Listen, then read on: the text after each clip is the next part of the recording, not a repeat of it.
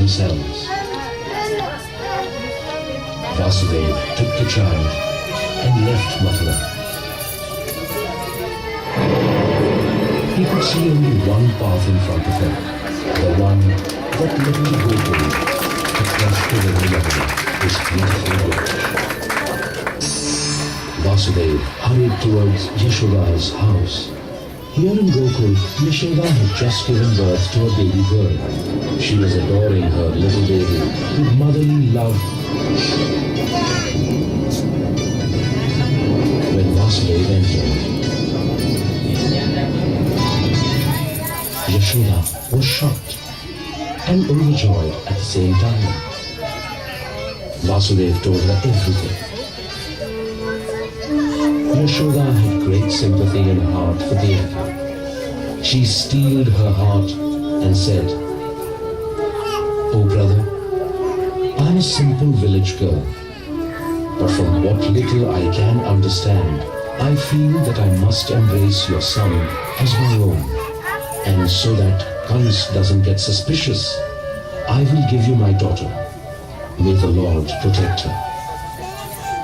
Saying this, Yashoda lifted the sleeping baby Krishna from the basket and placed her daughter in it.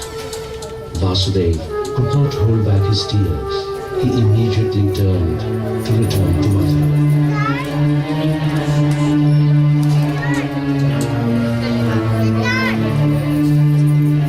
As soon as Vasudeva entered the prison, the doors shut by themselves. As soon as he reached Devaki, the chains bound themselves around him. The little baby girl started crying. The cry woke the guards. Kans reached there as soon as he could. He snatched the girl from Devaki's hand, and just as he was about to throw her to the ground, she vanished from his hands into thin air.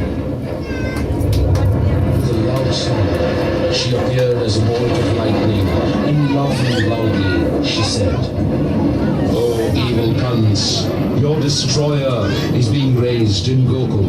The lightning disappeared after predicting the downfall of Kans. Kans stood there, shocked, as if someone had chopped his head off. He kept staring at the sky. The heavy rainfall was now sounding like the roaring of the sea waves.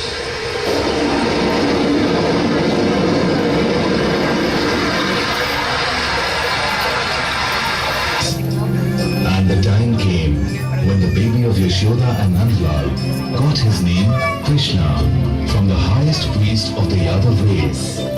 He got this name due to his dusky complexion.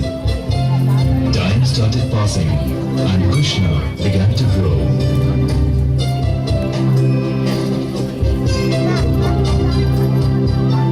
So did his pranks.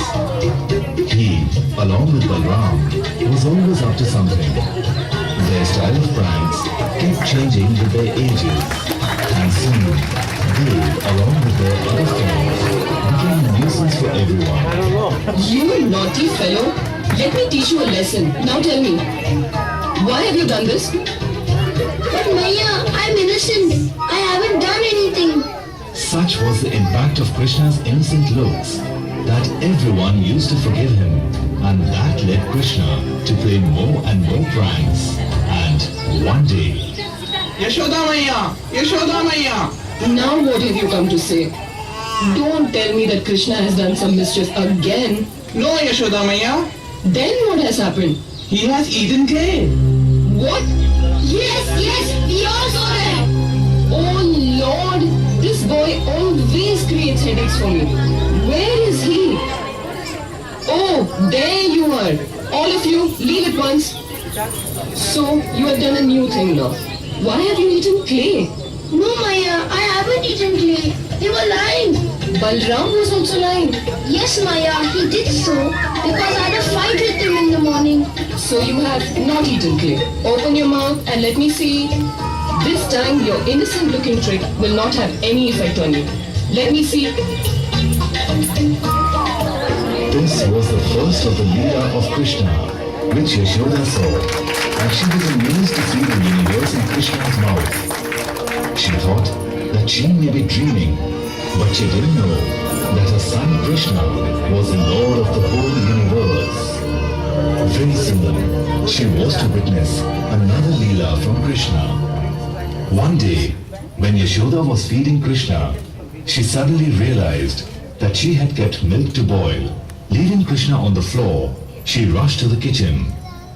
This angered Krishna, who broke an earthen pot full of butter and left angrily. Yashoda came back and realized what Krishna had done. In order to punish Krishna, she instantly started searching for Krishna here and there and finally found him hiding behind a wooden mortar. So there you are. You are creating troubles for me every time. Let me punish you in such a way that you will not be able to create any problem for me anymore. Now stay here. In order to punish Krishna, Yashoda decided to tie him, but she didn't know that this was going to be a long process, as every time she tried to tie Krishna, she found that the rope was 2 inches shorter, without knowing that this was another of Krishna's Leela. Finally, she was tired and amazed that how could this happen. Then, she tied all the ropes and found that they too were shorter. Seeing her condition, Krishna took pity on her and she gave one last try and succeeded. After this, she left Krishna there to do some work. But how could Krishna remain at one place without doing anything? I have to find something so that I can get rid of this.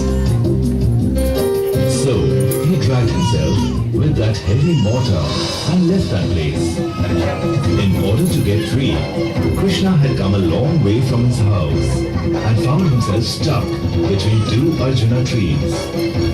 To get out of this situation, he pulled himself hard, so hard that both trees crashing down, creating a loud noise. Some Gopas and Gopis heard this noise and turned to that direction from which the sound came. But they were amazed to see that 2 shining human beings came out of the fallen trees, and they bowed to Krishna and then disappeared.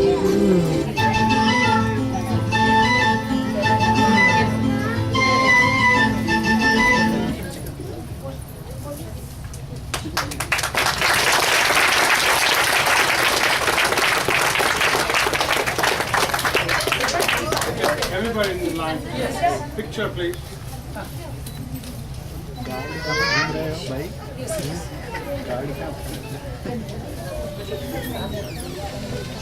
Okay.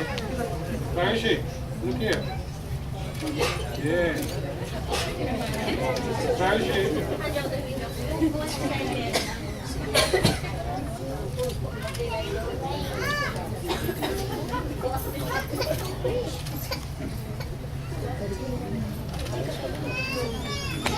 Namaste everyone. These are all the Bal Gokulam kids and the lovely kids performed here today. Siddharth Yamujala as Sainik, Sanjit Hajgure as Kans, Yukta Sharma as Devki, Anaga Purushottama as Krishna, Samiksha Gairwal as Nand, Kabir Jain as Vasudev, Kritika Rathod as Devki, and Prayushi Krabi as Krishna's friend. Oh, sorry, Yashoda. And Bal Gokulam happens on Sunday here in the temple at between 3 and 4:30. And the typical activities performed in the Bal Gokulam are like teaching shlokas, khel, pranayam, yogas to the kids. And for the further details, you may contact Radha Ramanji Rathod or Pandit Ji. Namaste.